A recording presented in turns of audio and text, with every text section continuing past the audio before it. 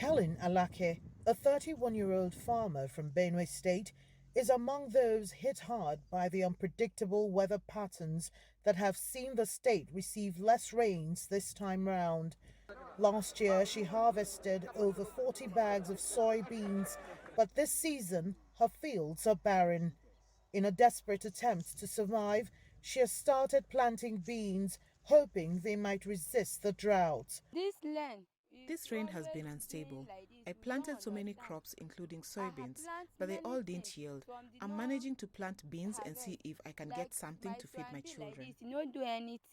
Farming is the economic backbone of Benue State, but with the drought, many farmers are struggling to keep their families afloat.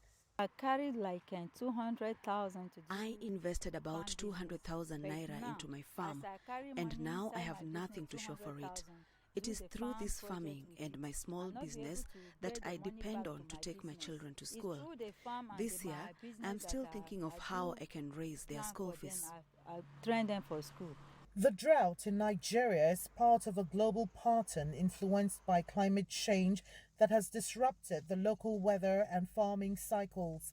Experts say that for farmers to survive these changing and difficult times, they'll need to embrace new farming methods. We don't expect bounty harvest during this rain-fed season.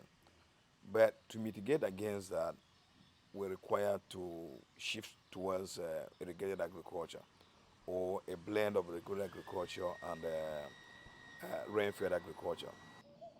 So it requires research, it requires data, it requires information, it requires a more scientific approach to application of fertilizers and farm management practices than what we used to have before.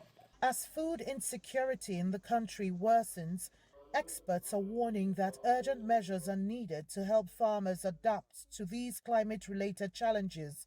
The United Nations says that if the required measures are not implemented, 82 million Nigerians could face hunger by 2030. Shifting to climate-resilient farming is seen as one of the best ways to secure the nation's food supplies and economic future.